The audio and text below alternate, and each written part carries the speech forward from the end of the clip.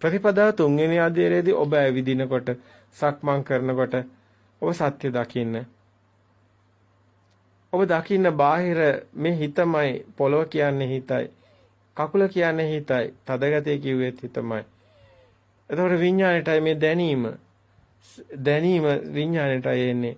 නමුත් ඒක මායාවක් වෙනකොට ඒ සිතත් මායාවක් වෙනකොට දැනුණු දෙයක් නැහැ.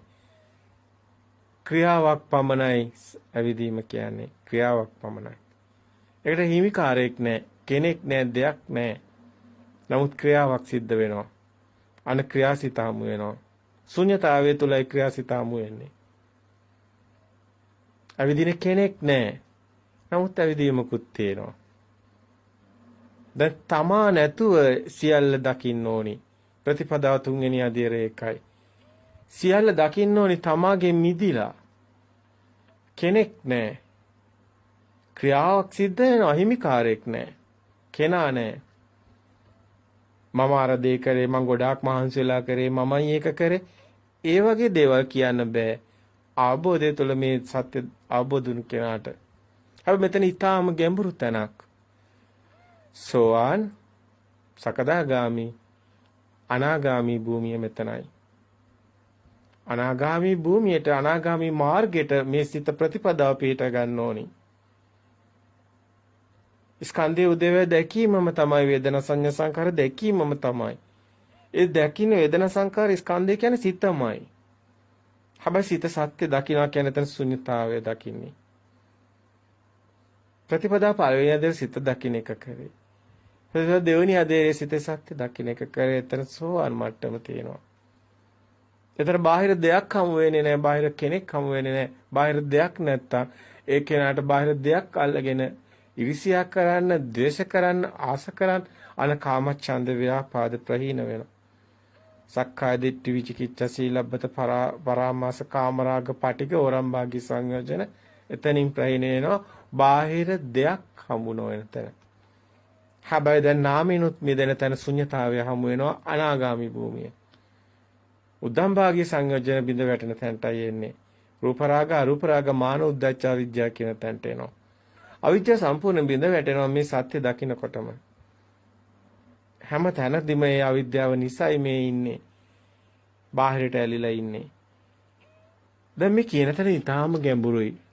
සිතුවිලි වලට රිංගන්නේ නැතුව ඉන්න තැන, මොහොත පමණක් තියෙන තැන, අර වලාකුළු නෙමෙයි අවකාශය කියන තැන. අවකාශයේ වලාකුළු වල රිංගන්නේ නැහැ කියන තැන. තමන් බලා සිටිනවා තමන්ගේ හිත දිහා පිටස්තර කෙනෙක් වගේ කියපු තැන. අන්න මොහොත ඔබ දැක්කද මේ මොහොත? ඒ මොහොත හරි ගැඹුරුයි. මොහොත කිව්වට එතන සිහිය කිව්වට එතන සතියකට වචන වලින් කියන්න බැරි තැනක්. අවබෝධය තුළින්ම දක ගන්න ඕනේ. එතන සිතුවිලි වල රිංගන්නේ නැති තැන.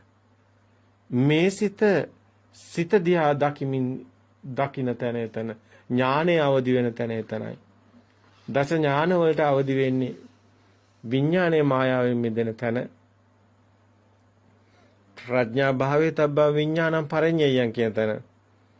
ප්‍රඥාවෙන් තමයි විඥානය ගැන දැනගන්නේ. ප්‍රඥාව කියන්නේ විඥානය කියන්නේ සිත ඇත්ත දකින්න කියන අනිත්‍ය ස්වභාවය දකින්න. අනිත්‍ය දකින්න කියන්නේ බාහිර බඩු මුට්ටු වල කැඩෙන බිඳෙන අනිත්‍ය නෙමෙයි. තමන්ගේ සිතේ ඇත්ත දකින්නකොට ඒකේ සත්‍ය අවබෝධ වෙන තැන, මායාව දකින්න තැන, බාහිර දෙයක් හමු නොවන තැන අනිත්‍ය තියෙන්නේ. ඒ අනිත්‍ය ඊටාම ගැඹුරුයි. සමහර අය හිතනවා බාහිර බඩ මුට්ටු කැඩෙන බිඳෙන තැන තියෙන අනිත්‍ය දුක්ඛ අනාත්ම කියලා. එහෙම දෙයකින් මේ ධර්මය අල්ලන්න බෑ. මේ ධර්මයේ මේ ශාසනයේ ඉද බික්කවේ බික්කු කියන තැන ඊටාම ගැඹුරුයි. නමුත් ඒක දැක්ක කෙනා, ධර්මයේ දැක්ක කෙනා, ධර්මය අවබෝධ කරගත්ත කෙනා දකින්න මේ අනිත්‍ය දුක්ඛ අනාත්ම කියන්නේ අනිත්‍ය කියන්නේ සාමාන්‍ය මනුස්සයා පෘථග්ජන භූමිය කියන තැන නෙමෙයි. මේ සිතේ සත්‍ය දකින්න තැනයි තියෙන්නේ. ඒ තුළ එයා දුකෙන් මිදෙනවා මෙතන. දුකෙන් මිදෙන තැන දුකක් නැහැ. මෙතන සාන්ත සෝයක් දැනෙනවා.